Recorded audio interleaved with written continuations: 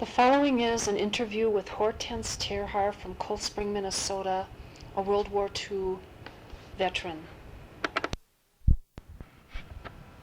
Okay, we'll get started with just, you can tell me, where you were born, your education. Born in, you don't want the year or stuff like that. Well, it's up to you. Yeah. Okay, I mean, after all, I was in World War II, so that would fit me somewhere. I was born in Avon, Minnesota, October the 14th, 1915. I left Avon about 2 years of age. Went to Holdingford, and then I went to school there, Holdingford grade school, till I was in the 7th grade. Well, beginning of the 7th. And enjoyed school there very much. Then I went to Genola, Minnesota, which is near Pierce, Minnesota. We were there 1 year, and it was a different type of school completely. It was the first Catholic school I'd been into, and it was so different, completely different, that it was a little hard to adjust when we were only there 1 year. And then we came to St. Cloud. Then I went to school again, to Catholic schools, and then I was graduated from 8th grade at St. Mary's in St. Cloud, St. Mary's Cathedral. And then high school, at the Cathedral High School. Oh, okay. 4 years there. And then I was out 2 years because I couldn't, it was a depression. No one had money. And so in order to go on, we had 10 children in our family. And my dad was very much, he was out of work 3 years with 10 children. That's very difficult. And so I knew I had to earn money. And no matter what I earned, I didn't have any fun, but I tried to save money. Oh, Lord. That took 2 years to do that. And then I went to St. Cloud Hospital and applied myself, and it was accepted. And then I graduated there in 38. From the School of Nursing there, okay. And then I was working for the St. Cloud Hospital. I had nurse and eye, ear, nose, and throat. I always knew I wanted, and then the war came along, and I had applied at the VA, but then also the war came along then. And then I wanted to do a little private duty. I did 3 months of private duty to give me some more additional experience. Although I was head nurse at the St. Cloud Hospital, I just wanted to get different care. So I did 3 months of private duty, and then I had to report to Great Lakes through the Red Cross. Okay, so the Red Cross recruited It nurses, was a okay. recruitment system. Okay, so, I mean, if you didn't want to go, you didn't have to. No, okay. you were not drafted. This Okay. was voluntary. Okay. But they were very much, they needed it. And I thought, well, it was one way of getting around. Yeah. And it was quite dull because everybody was in service. So, I mean, what could you do? There were just a bunch of women around it. So. But anyway, then I went to Great Lakes, had my physical there, and then got my first assignment at Norman, Oklahoma, which sounded funny to me, the Navy in Norman. But it was a primary air station and a great big new hospital. Never had nurses there before. Never. Oh. It was about a 2,000 bed hospital. And they got all these bad cases that were flown in from these islands. They were bad, Okay, so they accepted wounded soldiers from like the South Pacific. They flew them in from the South Pacific. Okay. And then it was a primary air station where they became pilots at the Okay. primary station. In another, it was a great big divided base. One was a hospital and one was a primary station. And we were the first nurses, so that Oklahoma City gave us a great big send-off because they wanted to entertain the nurses because they were the first nurses there. We had beautiful rooms and beautiful equipment, and everyone had private rooms, lovely new furniture. Everything matched in every direction, from maple to mahogany to, it's beautiful, and I'd never had such a setup. Anyway, I liked the Navy right away. And beautiful dining room, beautiful everything. We had a whole table of Minnesota nurses. I never knew any of them before.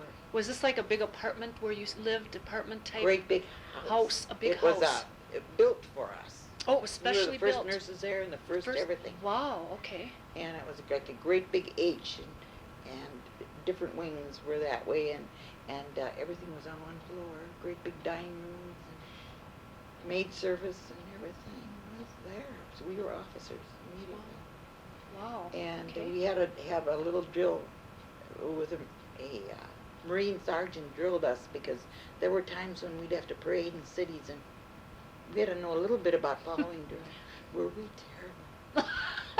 I was going to ask you if you had any type of basic training or Well, anything. we had to you know, we had to get 6 or 8 weeks of Navy terminology, because Okay. you had to learn the language the of bulkhead, the deck, and you had to learn all that terminology. And hours, all your charting was done on the 0800. Right, military time. Yes. Mm-hmm. Everything that way, and so the bulkhead and the head was a bathroom, was a head, and the bulkhead wall. And we also had to, this drill sergeant, we'd go so bad that we'd go north and south at the same time. We were just terrible. Really. He'd scratch his head, he'd just go. And this was a Marine that was, This oh a boy, I Marine bet you he was, sergeant. what a nightmare, huh, And for him? outside of the nurses' quarters, we did that, and we how many hours? We'd go, oh, for goodness sakes, this was not up our alley. But at any rate, that lasted just so long we were through with that. But he said he never had such a group. But at any rate, then we were there, and we had a variety of duties. From ward management, a nurse was always in charge of ward. Maybe she had 8 or 10 corpsmen under her, and she would have to teach and direct and guide, and the nurse is really a supervisor in the Navy. And so that was an experience for some nurses. Of course, I'd been a head nurse, so that wasn't so hard for me. But some nurses found it really difficult. And then we even had department heads who get OB even, and GYN and stuff like that, and children, pediatrics. We had everything in this great big hospital. These were dependents. Right, also. so this hospital took care of Men, women. okay, and also the wounded. And was, also so it was wounded. quite large. And okay. waves, we had lots of waves. Okay. And they were very seriously ill. And these kamikazes that would burn, try to go on a ship and burn the ship, like go into a ship and burn up themselves. Mhm. We had those cases where they tried to burn our men up. Uh-huh. I had those cases. So a lot of burn cases. Yes. Oh, okay. A lot of serious cases. Mm-hmm. And of course, a primary air station, a lot of airplane accidents. Okay. And then I was given an assignment also to be a dietitian. Then I was never a dietitian. They don't hire dietitians in the Navy. The Navy nurses who have had, well, the most we had in the hospital was 6 weeks of dietetics. They make you a full-fledged dietitian. That was some assignment. I had one nurse under me and about 8 corpsmen, and I had 2 civilian helpers, and I had to direct a whole, big hospital with 2,000 beds. You have every kind of a diet there is. No kidding. Now, did they train you at all for this position or not? Just what I had, and just the books. What you knew give in you, the books. Give you a bunch of books about like this. And I got wards where all there was a telephone on the floor. See, we were so new, and you'd have to order everything from a supply house. The books that were just immense from supply houses, and every single syringe, everything, every bed, everything that you had in that place, except the telephone on the floor. Every desk, every chair, everything had to be ordered by you. So paperwork. Thousands of dollars worth of stuff. Lots then of in 2 days you had a going ward with all the corpsmen going. It was Wow. from nothing to going concern with patients in there. Okay. And that was a lot of responsibility for the average person to go in. Sure. It is. From even the Sure. general hospital to get that thrown at you. Sure. Quite a bit of change. And but it was interesting, never a dull moment. In fact, you get a little geared to this extensive fast pace of living. Mm-hmm. You had to come down again. Sure. Did everyone get along quite well, like the officers with the enlisted people? I would say it was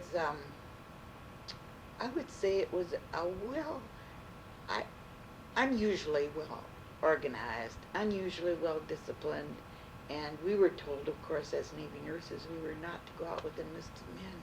That was just such a taboo, because you're an officer and you can't go out with enlisted men.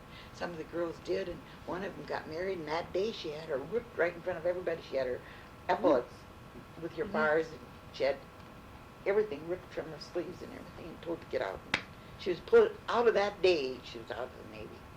Whoa. Isn't that terrible? You I didn't thought that was fool just- around then. No. And but the responsibilities were great, but very nice, and we'd have lovely parties. That's one thing they did do. They had marvelous entertainment for everybody. And So they'd you open had- their house. There was recreation Okay, that's what for it us, is. planned organization, and I can't too high. It just the bachelor officers' quarters were near us, and there were so many snakes there. I remember that. We'd see these great big snakes, and then we'd holler and scream, and they'd come over with axes and chop them up. It was a terrible experience. Always the nurses were screaming and hollering, but you'd see them come out of the ground in Oklahoma. Yeah, I've heard that. I have. And they had peach orchards. The whole thing was built in an old peach orchard. Oh, okay. And so the red soil was just terrible with the wind. You'd get to work in the morning, and all the white bedspreads that were all there were just all red. You'd have to go like this, and they were just the old peach orchard with all the red and Right. the dust. Just Yeah. terrific. Was it real hot there? Hot there in Very the hot? summer. Okay. If you had night duty, I know how hard it was to sleep during the day. And we were we were all on one floor, but it was so hot that I'd sleep have two windows like this, one there, and sleep on the bottom of the bed, and as little as I possibly could have on, and then I'd just be wet. My figure was just all wet right on the mattress. On the mattress. Ooh. It was that warm and sticky. It wasn't very comfortable. No. That sounds like it was a pretty good place to be, though. I mean, it sounds like Yes, it's very nice. Very It's not nice. very I would nice. say it was. I was impressed with it, really. Mhm. I never had anything that nice to live. As long as I'd lived, I'd never Mhm. had anything that really Mhm. attractive. And my first duty was, I guess I was kind of lucky. It was my first duty, and it was just, as far as living in the Navy, I was the best. Sure. It Then I sounds got like other duty as soon as I was there about a year and 5 months. I got orders all alone. Many of my friends got orders with other nurses. They gave me all alone. And I got orders to Seattle, Washington, Naval Air Station. Didn't know what that was going to be. Went on Mhm. a train. Now, this was when? What year was this now about? Well, you said you were in Oklahoma for about About a year. And I went Okay. in 43. Okay, January 5th, 43. Okay. That I was in my first duty. I was Okay. sworn in a little earlier than that Okay. for my physical and stuff. And so I was there about a year, so it was 43, 44, 44. 45 maybe. Okay. Ah, Went to then Seattle. I went to Seattle, Washington, Naval Air Station, Sand Point. Okay. And that was a dispensary, a naval dispensary with about 5 nurses we had. Entirely different service. And we had a wonderful dispensary. About 4 dentists, about 6 or 8 doctors, and we had hangars where I would get duty about every 3 or 4 weeks down at where they fixed airplanes and shot up airplanes that were fixed up, and then you'd work with a doctor who was a specialist in that kind of surgery and that kind of work, Okay. where the people would be hurt with, well, in that kind of thing, they could be hurt with anything. I'd be at a station where they had about 4 beds in that little station that I'd have to go through a hangar, and I'd have Okay. to know the password every day, coming in and going out. If I didn't know it, I'd have to get it from the sergeant, or they wouldn't let me out or let me in. You had to know, and that the guy would come around, Sharp Patrol, tell it to you in the afternoon, and you had to keep a hold of that. And every day it was a different password. And What, didn't could you tell it remember to any us. of them, or? Sometimes I forgot them because they were so bizarre. Yeah, I was wondering if you remembered what some of them were. Oh, bulldog, or mountain, or meow, Yeah. or anything bizarre, anything. So these But people. this is what you had to say. Okay, but these people now that were there, that were injured, they were injured while they were working? While they were working, Okay. And then they would come into the place where I was, and then if Okay. it was something I could do, them, if it wasn't serious, I could patch them up. You know, Sure. I had all kinds of equipment. But if it was serious, I had to call this specialist. Okay. And we'd made rounds every day in the morning about 9 o'clock. And I would be there for 8 hours until my password would come, and I'd go off duty and have to be able to say it. And it was interesting work, very Uh-huh. interesting.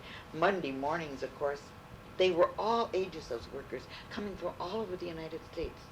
And they worked on planes. Planes. Planes. Okay. Repair planes. And they could be from, one was 90 years old, a man, and they're men, women, all ages, all descriptions. Okay, and and they came these from were- Arkansas, Okay. Tennessee, Alabama. And these were just civilian people that were Civilians. working on. Okay. Okay. And these were civilians, and I worked with them.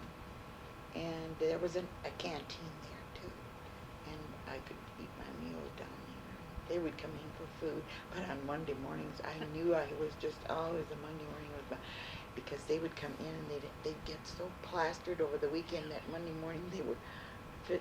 I had all the beds full, you know, and they were just, and then they came, they were sick, and they had to sleep off there. Oh, it was, and all the headache tablets I'd give them. Oh. Monday morning. So what they did then was work on government planes, on Yes, military planes. military Okay. Okie doke. Big hangars, and if there was an accident that was severe, I'd have to go out to the hangar. Okay. And then if they were really injured bad, I'd have to get an ambulance. Okay. How about your living conditions compared with Oklahoma? Oh, that was quite different. Quite different. We ate. We got chit books there. There we ate in a great big dining room with everything, Minnesota table and all this business, Okay. and beautiful silver and lovely service. And there, it was a lovely place. Mhm. It was called BOQ, Bachelor Officers Quarters, and it was a great big dining room. Mhm. And then he had other areas where the bachelors lived. And then they had an area where they were dances, and downstairs a bar. It was just like a great big hotel. Oh. Like with a dining room that you went to eat breakfast, Mhm. dinner, and supper there. And then we lived, that was where we ate. And then we lived up on a hill real high, and there all the wave officers and nurses that lived in this, 5 nurses, and I don't think there must have been at least, and the Red Cross workers. Okay. And there were about 5 wave officers there, and I think about 5 nurses, and great, lovely place to read, and like a parlor, Mhm. and our own 2 in a room there, 2 nurses in a room, which wasn't as nice as some of mine. Well, it was all temporary housing, I suppose you might say, barracks that were put up Mhm. real fast. And then we had a place that, what one thing I liked about it, they had a lovely little place with a refrigerator and a kitchen, and we could make our own, like if we didn't want to go to that dining room, Right. they had it stocked full of things that you could make almost any kind of a lunch for yourself you wanted to. You didn't have to go down there. And sometimes Mhm. if you were on night duty, it was nice to get up and go in your robe and fix yourself. Sure. Was the food good? I would say it was during war when there was rationing, Mm-hmm. and we had everything you could dream of that was rationed. Otherwise, we got. Wow. I don't care what it was, we had it. Okay. Excellent food. Excellent. Okay. So that was a pretty good experience for good you too then? It was Okay. good. I think that dispensary work was entirely different Mm-hmm. because you had these people getting hurt too, and airplanes would land on naval air stations, you know. Uh-huh. We had accidents that were terrific. Well, of course, usually they were dead when they came in the ambulance. They came into they were finished. But they would come basket case. They were bad, but I didn't go to look at them. They were unanalyzed. Yeah. But I talked to some of them the day before, and some of those were the very ones who cracked up the next day. It was Yeah. terrible. I'd see them one day and not the next. Yeah. In the BOQ, you know. Well, what would happen like when they're working on these planes? What? Well, they're going to the mountains near Seattle. There are a lot of big mountains, and some Oh. of those planes would crash in the mountains. Okay. Now these were pilots, Mhm. Navy pilots. Mhm. Okay. And they were often flying to Alaska. From there, Oh, that's a okay. drop-off point to Alaska. Okay, I see. Naval Okay. Air Station, you know, you get your big station. Also flying down to San Francisco Cisco. and Seattle and San Diego, but their biggest route was up to Alaska. To Alaska. And you, okay. as a Navy nurse, anytime, that's why I had my Navy 232051, I had my numbers. You get a number as a Mhm. Navy, or your service number. And you could call the hangars anytime you had a day off or several days Mhm. off for a weekend, and call the hangars down here at the air station. If there was room, you could fly anywhere for nothing. Oh. As a Navy nurse, go to San Francisco. I went to San Francisco. That was nice. They Mhm. weren't fancy. They had bucket seats and you could get strapped in. It wasn't fancy, but Well, I that's the way got they you. transported you to our sailors and Marines were transported that way. So we could Okay. drive if we wanted to travel that way and there was Sure. space, we could. Okay. That was nice. Okay, so then these civilians that worked on the planes, Mhm. there was accidents with them also as far as when they were... Accidents when they were hurt. When Okay. they were hurt working. Working And on- they're very dangerous. That is dangerous. Oh, work. okay. Okay. Mhm. Lots of equipment that's very dangerous. Okay, yeah, that's what I wasn't quite clear Mhm. on if they... Okay. So then you were in Seattle for... Was that your last... No. No, then you that- were sent somewhere else. Then I was sent to Oceanside, California, Camp Pendleton, with the Okay. Marines, a big Marine station Okay. in Oceanside. I went 12 miles from Oceanside. It went in 12 miles. Then there was a great big hospital called Santa Margarita Ranch. That's a huge hospital, and that's right in the middle of this great big Camp Pendleton. Okay, that's which is- Marine yeah, that's facility, Marine. okay. But we took care of sailors too, and Sure, for if that. the Air Force came around and there was no one else, we took care of them all. Sure. Okay, and what were your duties there then? Similar? Big hospital.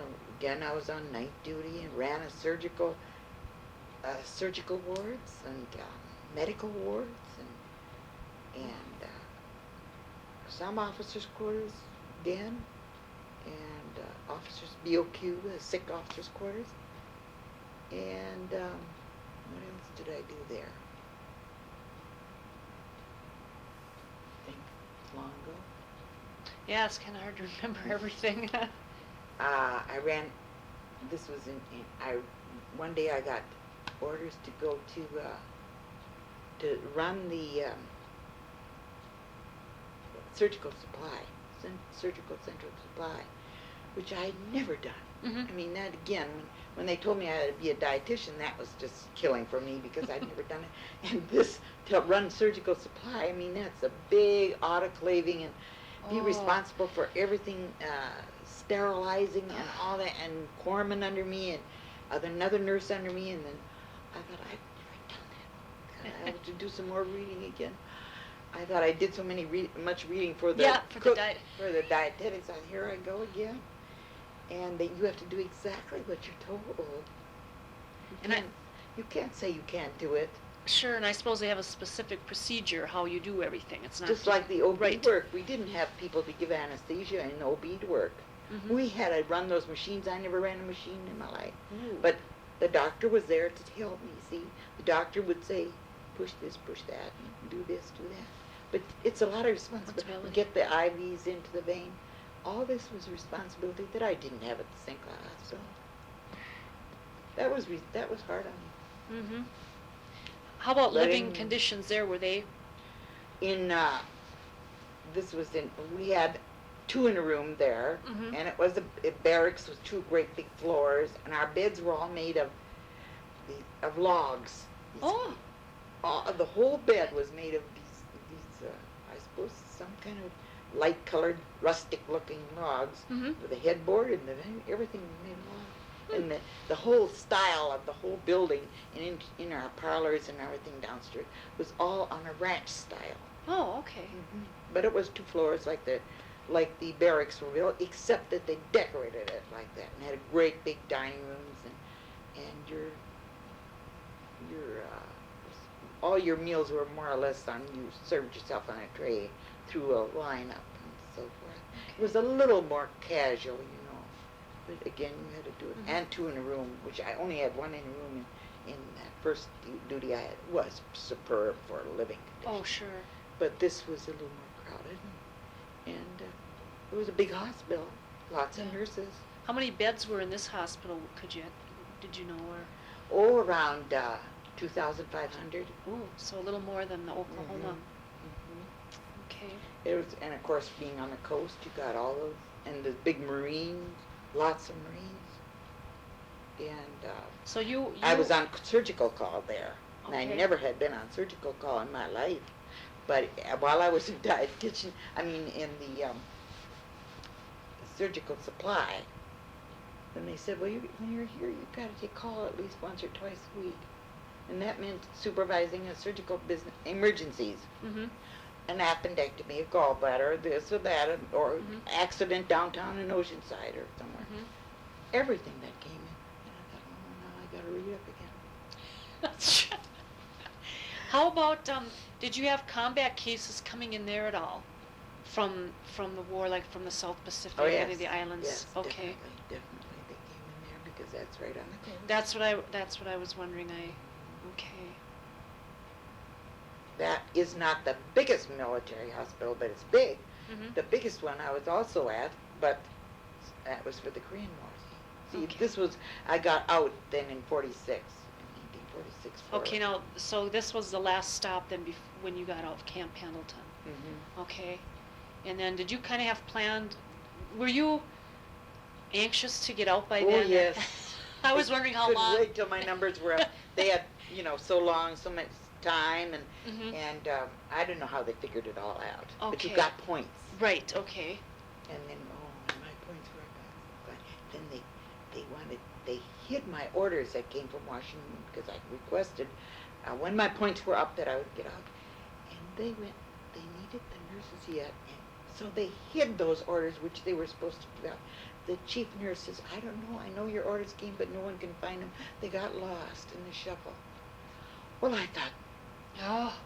I just knew there was something shady about that, but they kept my orders because they just wanted to keep me for a while longer. And so they at least almost a month, which hurts when you're on the end of wanting to get out. Oh, I imagine. Yeah, it really. Was there a shortage of nurses, do you think? I think so, because they even took in nurses who were trained very short whiles in hospitals. They called them cadet nurses. Oh, and okay. they got their experiences. There was a shortage. Sure. They tried every which way to. Okay, what was your ranking then when you were automatically made an officer? Went in as an ensign, and then I got to be a Lieutenant JG, then a full lieutenant, and I was up last when I ended, I was up for lieutenant commander. Oh, okay. So you left California then? Then I left Camp Pendleton, Okay. came back to Minnesota, Okay. and then of course I Now, did they put you like in a reserve type thing? I didn't know that I was, because I went as a reserve. I didn't know that my status was a reserve. I thought that's it, I'm through. You don't know the Yeah. details. And so it never even occurred to me that I could be eligible to be called. And I had friends of mine that went into the active reserve, where every 4 weeks they went to Minneapolis and Okay. exercised and did all kinds of things, and they got paid for that. I didn't want anything to do with that. Okay, but you were actually in the reserve and you didn't know it, and No, you I weren't didn't getting know paid that. for I would- anything, or? I didn't get paid or anything. Okay. So then, you got out in 46, you said? And then you came back here. Did you work then, or? Then I got out, and I didn't want to go back to my old job at St. Cloud Hospital, Mm-hmm. and I went to school I thought I'm just going to go and get more schooling, because I had the GI Bill. Bill. Okay. And I went to University of Minnesota. Okay. For a nursing? After I went in public health. Public health. Okay. So I thought that was getting something in addition, and Sure, I needed that sure. transition. I needed to Right. get away from student was a good way to do it. And there were 40,000 going to school, lots and lots of GIs, lots Sure. of Navy nurses, also Army nurses. I met a lot of new people. Mhm. Stayed in Comstock and all. It was an experience to go to the university Sure. with so many people. Oh, I believe that. It was an experience. Just to Mhm. sign up for courses was an experience. It still is. The lineups were terrible. I think they should give you credits for figuring out your schedule. I hold That's by that right. belief there. It was really, and then your advisors and all this and that. Well, it was an experience just to go to university. Sure, sure. And I had been out of school for how long? Sure, so to So get many back in the years, routine is that another routine, thing. and learn to study again, you know.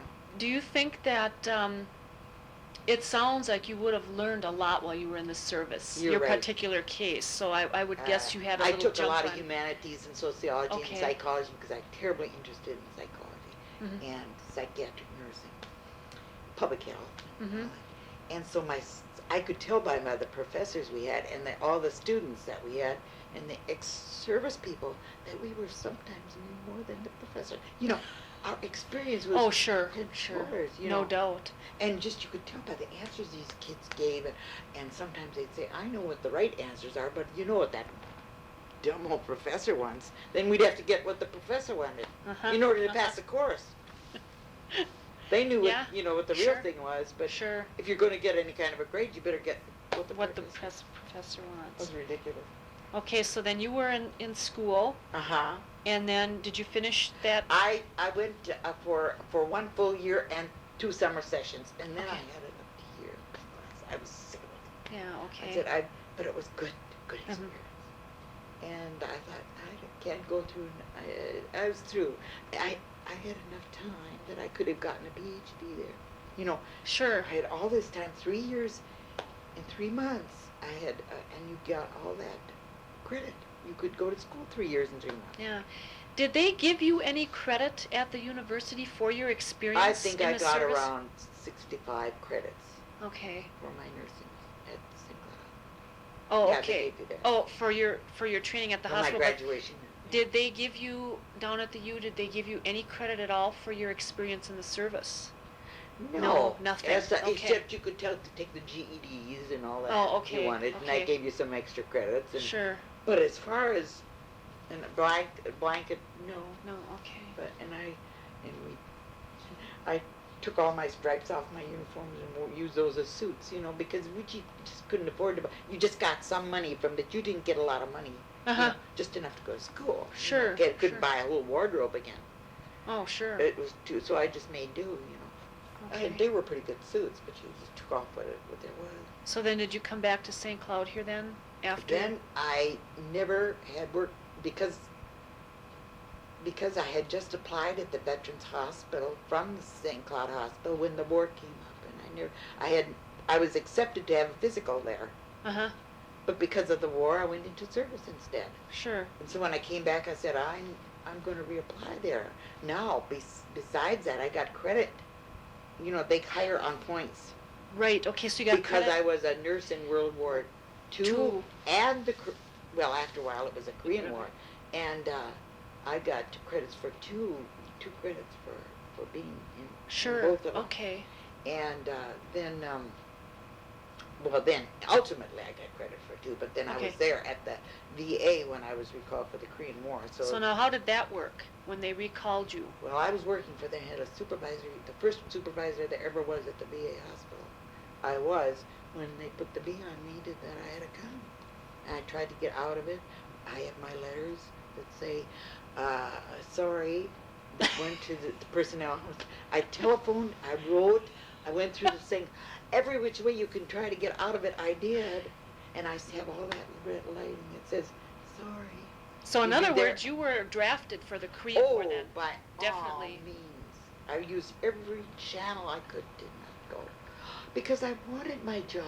Sure. I had a new car, and I thought that I never had a car before.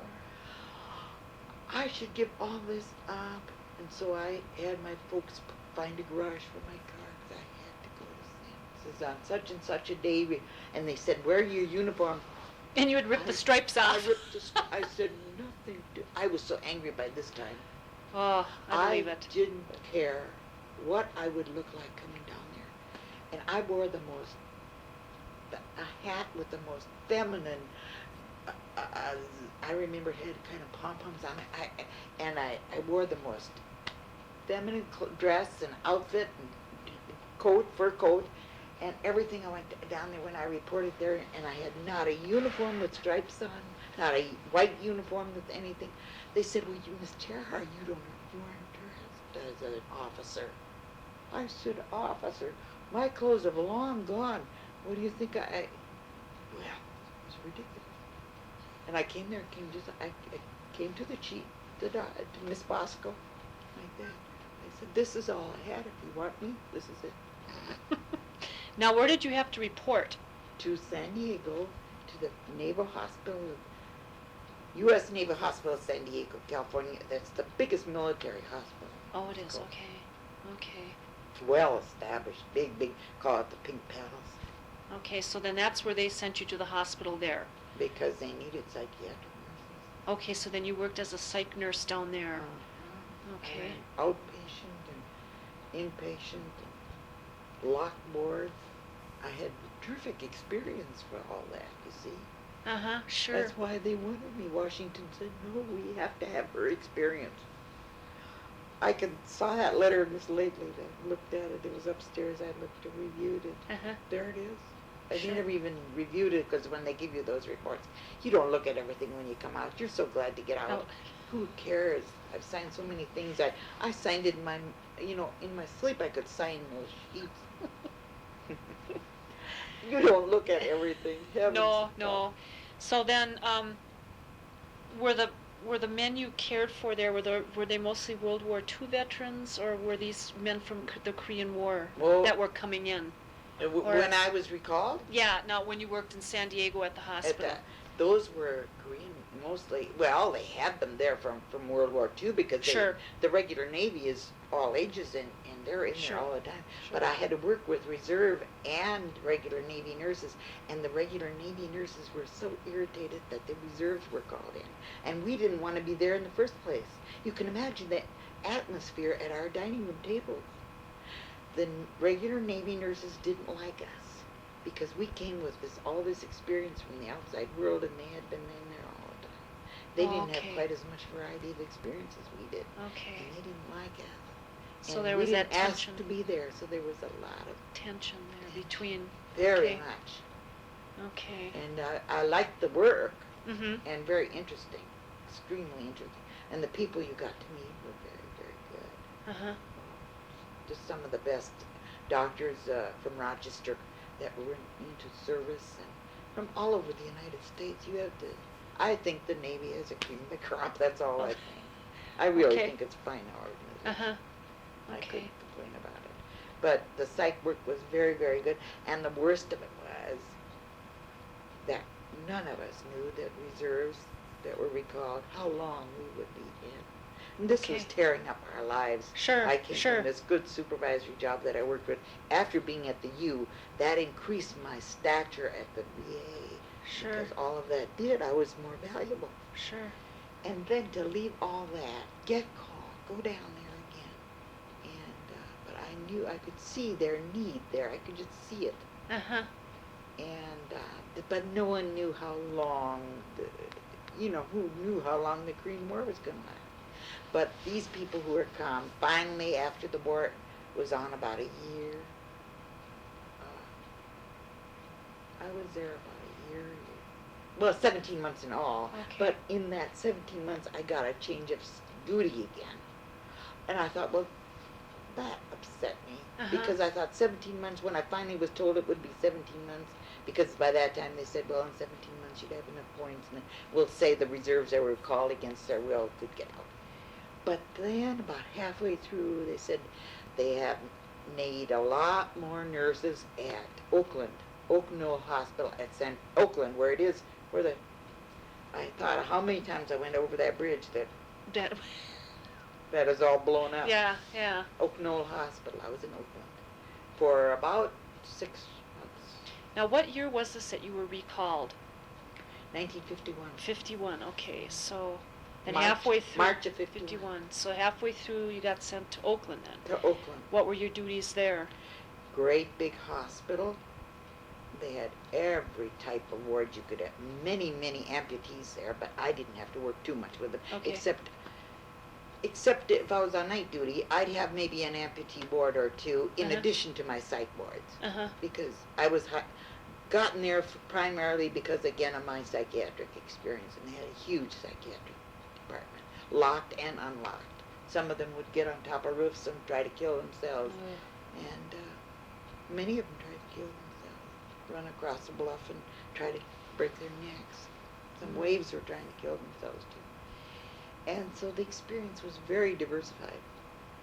And I just didn't know, how long it would take.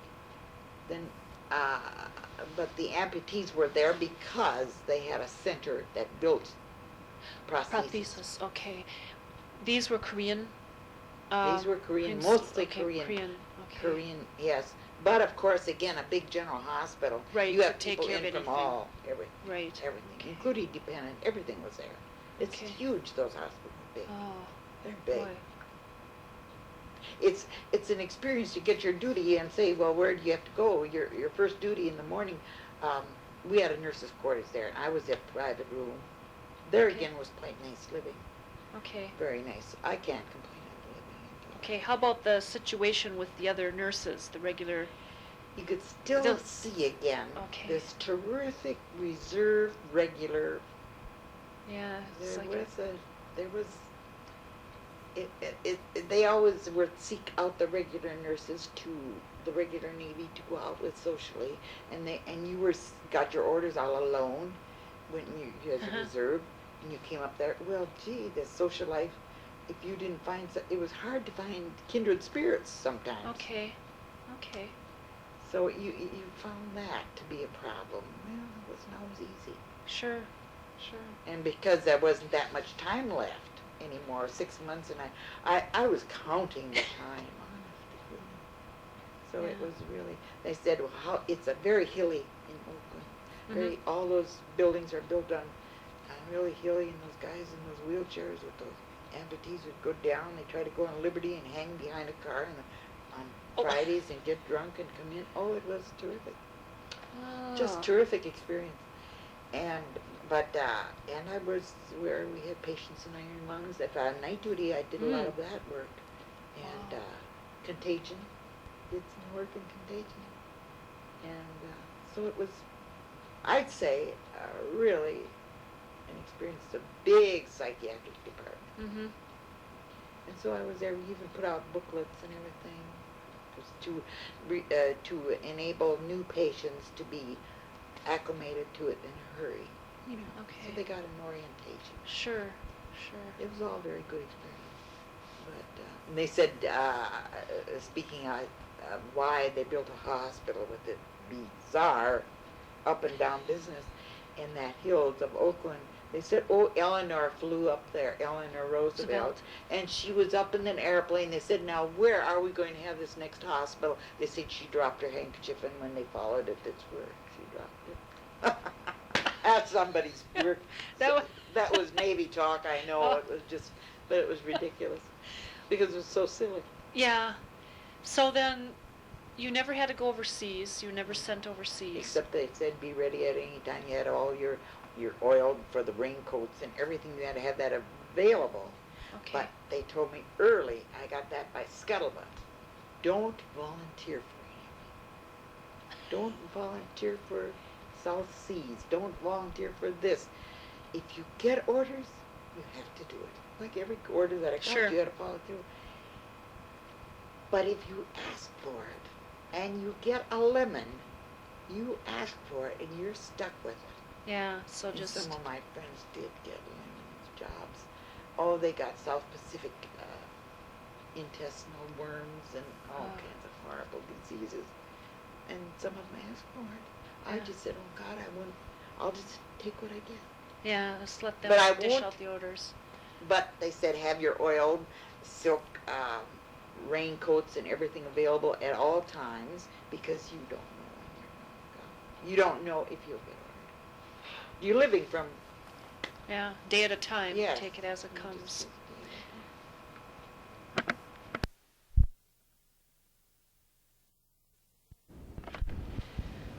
Okay, so then you were in Oakland till they let you... I think it was August of 52. Okay. And I went in 51 in March. Okay. In August 50. My points were up and I had the 17 months. So in all, I've had 3 years and 3 months and 17 months. Again. Okay, a lot of time. A lot of time, yes. near 5 years, or you might say 5 Right, years. right. Okay, so then you came back to Minnesota right from then. Okay. Did they give you your job back here? Then I relaxed. I took the time I needed. Oh, I needed time. My mental and physical. Sure. I sympathize with anybody that's got wartime duty. There's no doubt about that. That it's very demanding. Sure. And so then I took all the time off that I possibly could, and then of course they had to give you back your job. They had to. It was, but I had to take a job that was, I didn't get pay-wise, I got the same as though I had been there all the time with my increases and so forth. But I had to take a job like a new personnel coming in there. I mean, on a ward that, I mean, I was a supervisor when I left. Okay, so they started you back down at the bottom of the pole. I gave up everything. I was Okay. down at the bottom. Did you have to take, when they called you back to the service, did you take a cut in pay? As far, you mean from in when, the Navy? From when you worked at the VA here, after you, Yeah. did you take a cut then when they recalled you? No, as an officer, that part of it was quite well compensated, Okay, because you were an officer, you got your, besides food and lodging, it was all compensated that way, so that you got fairly good pay that way, yes. Okay. That pay wasn't too bad. Okay. But when I got back, it isn't that because of my longevity, and then I had more points because I had been in the Korean War, they had to give me compensation for that at the VA, like makeup. I didn't lose so much in my pay as I lost in my status coming back. Sure. It was hard to go back. And after all that, even patients that came out there, I had worked with in the service in San Diego. But to have that be behind you with all this tremendous experience, and then you'd have to go down to the bottom of the barrel there. Sure. That hurt. Sure, I believe that. The only thing that saved me was the fact that I knew that was the thing to do with the amount of time I had there, plus my Navy time. If I was ever going to retire, I'd just put up with it. Sure. You know, you do a lot. Oh yeah, that's for sure. Of the two experiences, the World War II and the Korean, which was better for you, would you say? Well, being that it was something I volunteered for in World War II, your whole attitude is different. Yeah. I mean, and it was so completely new. The war itself was so, and the experience and the whole thing was such a new experience to me that was more fulfilling. I was more equipped for the needs for San Diego. I was more capable of doing that. I was more advanced in every which way after being to the university and everything else. Sure. I was more equipped, but I wasn't happy with it. Yeah. You see, because I had to do it. Right, they made you, wasn't a volunteer, I understand that. What would you say was the most frustrating of any of your experiences? Well, the one thing that was frustrating was going back in San Diego and seeing they had a terrific amount of employed civilians there, not military, but they were employed in the military, but were civilians. And their lackadaisicalness, their casualness, their don't care. When I was recalled to do my job and against my will with a good job that I had, and they with their attitude of, so come see, come so, I'll get it today or mañana. Everything was so, that hurt, you know, that attitude. Did they get along well? Did the civilians get along well with the military? Military, there was a little bit of a, okay. Because some of them were hired for special skills and they got better salaries than the military. Oh, they did, okay. Some of them. And they were doing some of the same work, the military, as they were, but there's some of them getting the pay that they were, and their attitude of business-likeness, that was so lacking, you know. I mean, I just, it's frustrating when you put in as much as I had put in and leaving a job that I worked for, Sure. hard to go and put up with this, or have to call 6 times for. See, I was an officer that had to have everything supplied, and to call and wonder why this order wasn't taken care of. To repair things. Well, that could go and go and have to call and call and call, Oh. and things like that. Mhm. Which really, or they wouldn't supply your orders and they'd just put lines through stuff, and you'd have to, no explanations. You'd have to call again and again to find out why you didn't get your equipment, and you had to keep your wards supplied. Mhm. Sure. You were the one in charge. Did these civilians live? In San Diego. They all lived over. in. They didn't live There were near. civilians that Okay. lived Sure. off Okay. station. Okay. Brought their cars in there every day. Okay. Right. What was most satisfying for you, do you think, in your experiences? Can you think of something in particular? Let's see.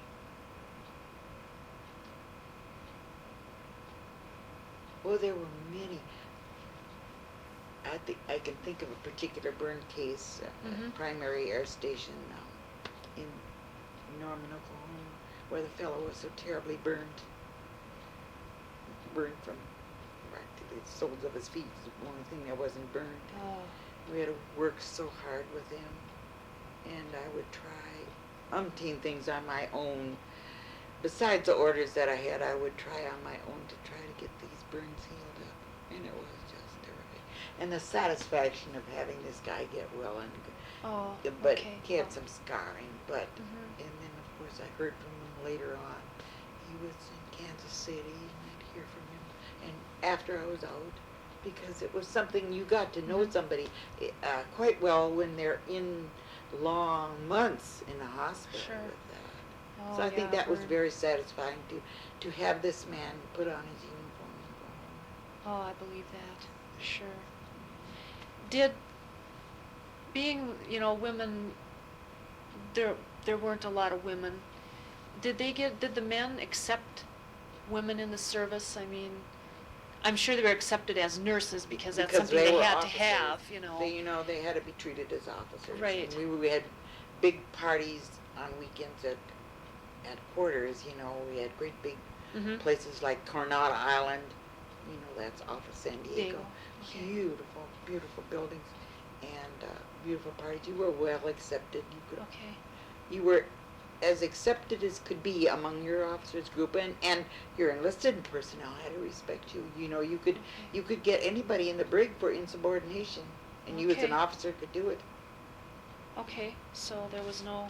I didn't think that there was that, but people on the outside sometimes thought, I could tell when I was talking to civilians, Okay, that's what I was. that some civilians thought a woman in service was maybe an easy mark. Okay. The philosophy. Sure, I've heard that Oh, before. yes. Okay.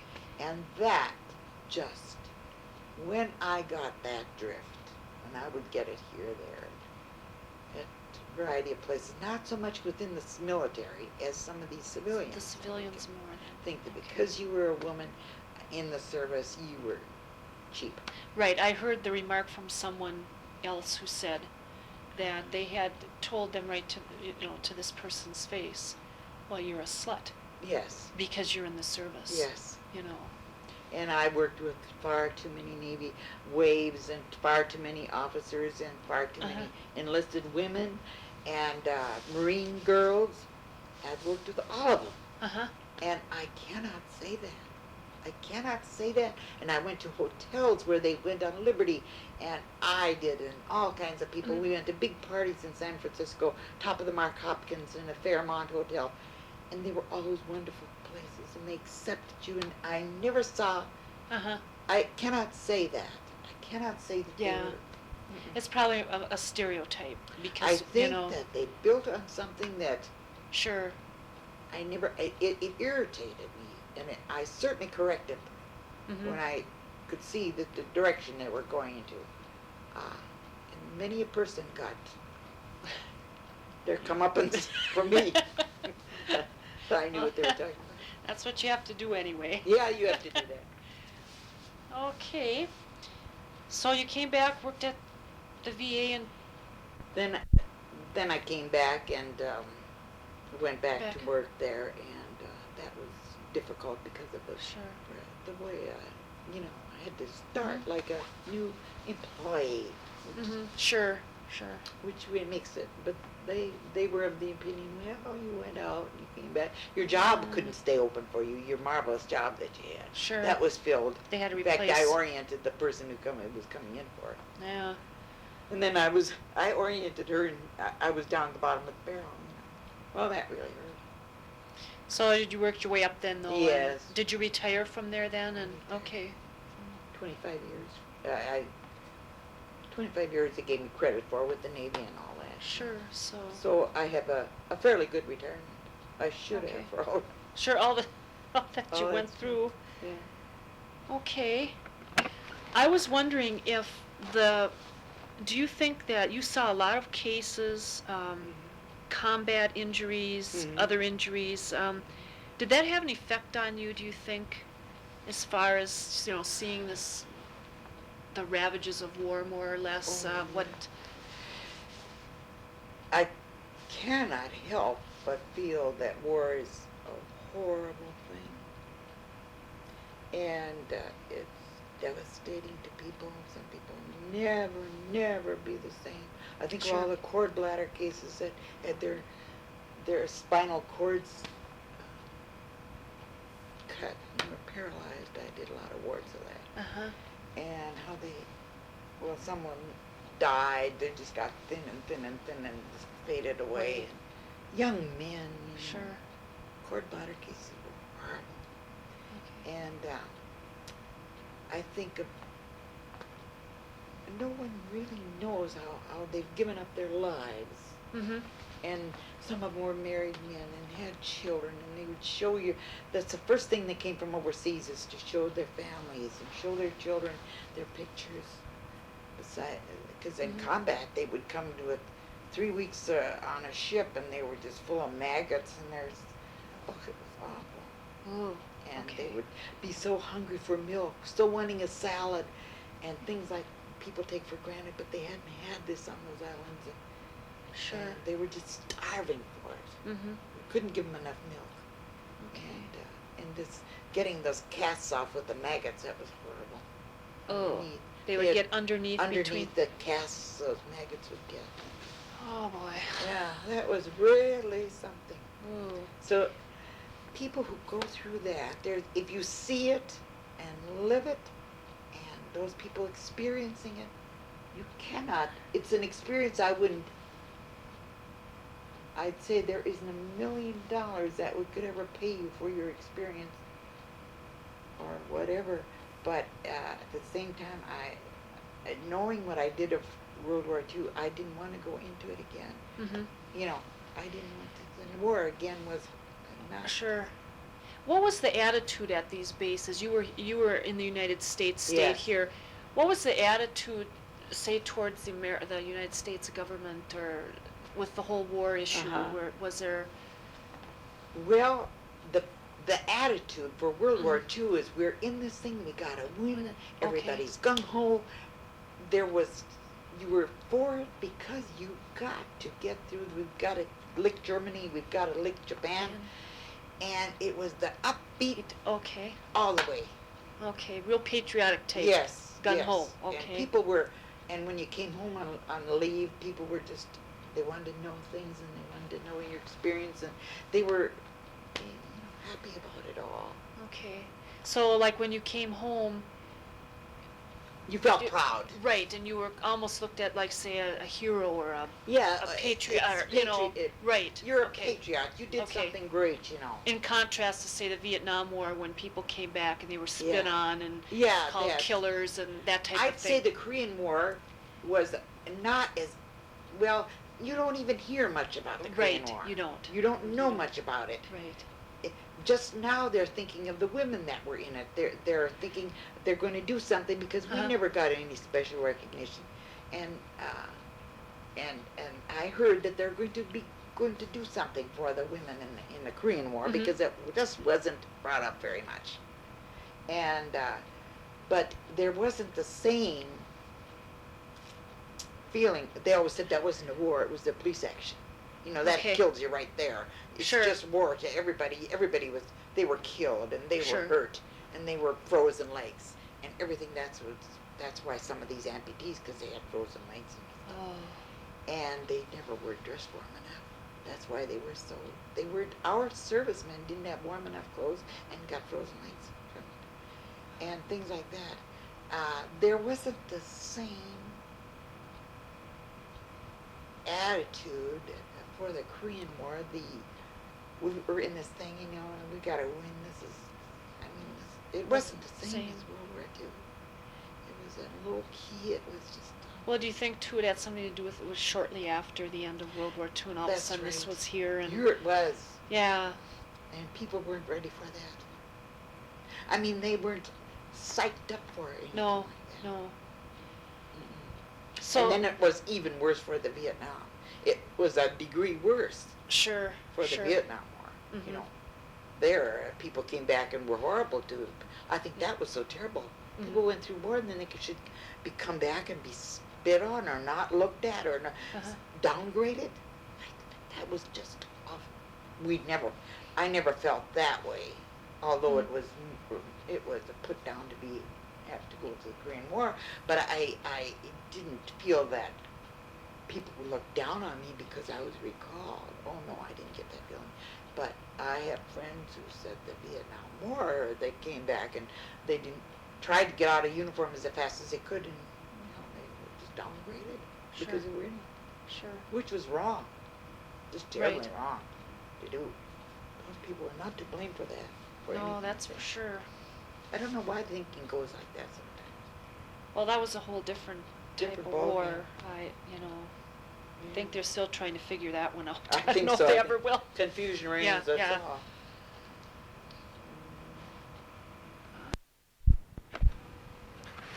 Okay. Now this was after you got back to the VA. After I got back and got working, I recognized that I needed more peace of mind from the standpoint that I needed the security of never having to go into war again.